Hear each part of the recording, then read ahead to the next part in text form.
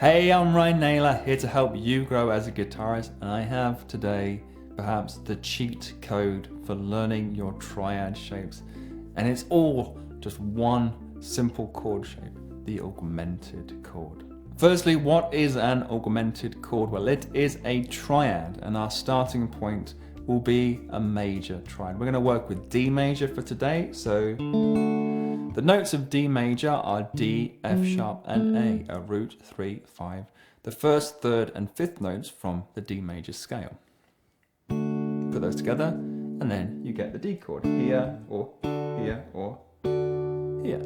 To make a chord augmented, we raise the fifth, or sharpen the fifth, up 1 fret, going from a root 3, 5 to a root 3, sharp 5. So in the case of D, that would be the notes of D, F sharp, and A sharp. That A note is on string 3 at the second, raise that up, and then we have the D augmented. Okay, D augmented. If you ever see that in a song, it tends to be a passing chord. It adds movement to a progression, like D augmented, and like a D6 chord, for example. What we're interested in for today is just this shape on string set number 1, so this. Now you want to memorize this, and the way you can do so is maybe think of it as an A minor, the open A minor chord shape, drop down onto string set number 1, it's what I call strings 1, 2, and 3, and that's a D augmented. Now the first very cool thing about the augmented chord is that it is symmetrical. So what do we mean by symmetrical? Well, there is an equal distance between each of the 3 notes. D to F sharp, the root to the 3, is a major third, or 4 frets horizontally. And then F sharp to A sharp, the 3 to the sharp 5, is also 4 frets horizontally, or a major third. We get major third plus major third is an augmented triad. But the thing is, this sharp 5 back up to the octave root is also a major third, right? It's also 4 frets. What that means then for our D augmented here is that I can take this shape, take it up 4 frets, 2, 3, 4, and I have the next inversion, the next D augmented. The augmented. There's the D, right? D augmented D. I'll go here, 1, 2, 3, 4, D augmented to D. The fifth is on string 2, right? So, D augmented, D augmented, D augmented. Okay, but if the chord is symmetrical, what that means in terms of the spelling of the chord is that any of the 3 notes could be considered the root. D augmented could also be an F sharp augmented, which could also be an A sharp or B flat augmented, to give it its other name. Just to see that, let's go with F sharp as an example. So the D augmented, there's F sharp. D augmented, well, there's F sharp. D augmented, well, there is F sharp. So this master chord shape, this what I call like an A minor chord shape, can give us 3 different chords just by lowering one of the 3 notes. The trick to it here is that the note you lower into will be the 5th of your close voicing triad. So you want to be confident with the arrangement of intervals with these triad shapes. A root position is nice and straightforward. That's a root 3, 5. But then a first inversion would be 3, 5 root with the 5th in the middle, the root on top. And then the second inversion is 5 root 3, the root in the middle, the 5th on the bottom or highest to the ceiling. So check this out. From the master shape then, if I lower the note on string number 1, then I have a root position, root 3, 5. Back to the starting shape. If I lower the middle note, I have 3, 5 root. And back to the starting shape again. If I lower the bottom note, I have a second inversion, 5 root 3. All the shapes from one master triad shape. But that's just the beginning because this also works on any of the other 3 string sets. Let's break that down. If we take our starting shape, once again, and if I move that up 1 string onto strings 4, 3, and 2, I call this string set 2.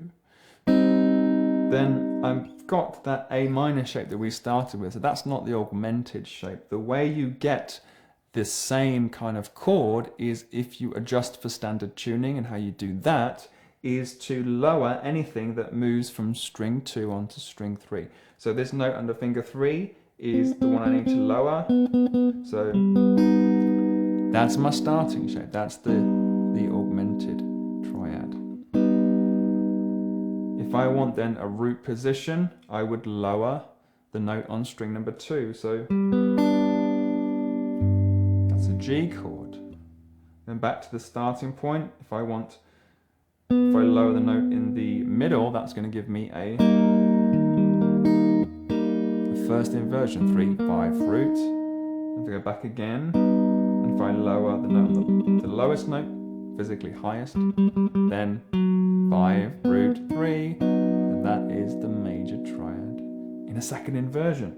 But we can do more. We can move on to the string set above, strings 5, 4, and 3. If I take that shape, move it on up, and I've got to adjust for what moved from string 2 onto 3. It was this note here, flatten that down, and then I have this diagonal shape. Okay, it's the starting point. If I want then the root position, triad, the 5th is on top. There we go. It's a D triad. Back here, lower the note in the middle, that would be the 5th. And that is a B flat triad. Back to here, again lowering the note on string 5. Means the root in the middle. I've got the 3 shapes. And those shapes will be identical on string set 4 because the tuning is the same. But that's not all. That's not even all of it, because we can also do the minor triads from the same starting shape. So if we come back to string set number 1 and we go here, doesn't matter where we are, this time we're going to raise a note. Any note that we raise will give us a minor triad. This is crazy. So here, minor triad. Here, minor triad. Here, minor triad. But this time, the note that you are raising into will be the root note. Okay, so the note that you move into is going to be the root of the chosen minor triad. So again, this to here, that's going to be an A minor triad. Here to here, that's going to be an F triad. F minor triad, 5 root 3, flat 3 even. And here to that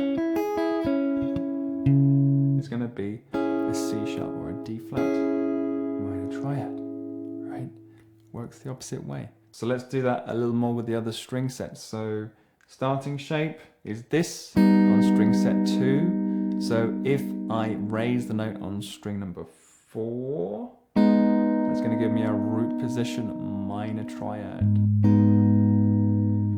Back to the setup, raise the note on string 3, it's a C minor triad. Raise the note on string number 2, and that's an E minor triad. And just to complete the set, string set number 3, so our starting shape was the diagonals, it's right here. If I raise the note on string 5 this time, that's going to be an E flat minor triad. Raise the note on string number 4, it's going to be a G minor triad. Back here, raise the note on string 3, and that's going to be a B minor triad. So there you are, that is the augmented triad and how you can use it to find all of the inversions of any major or minor triad anywhere on on the fretboard. A huge thank you to my Patreon group members for your continued support. You too can help support the channel and get exclusive bonuses for as little as $3 per month. You can find out more about that with the link in the cards or in the video description. And if you'd like to find out more about chord theory or some more tips and tricks, you want to check out the Chord Book Volume 1 available from my online store with the link down below. And while you're there, be sure to pick up your free copy of Fretboard Mastery, my guide to learning the notes of the fretboard in just a few days. As always, please, if you did enjoy the lesson, don't forget a thumbs up and do subscribe if this is your first time here, remembering as you do so to hit that bell icon not to miss any future lessons. Thank you very much, you practice well, and I'll see you next time.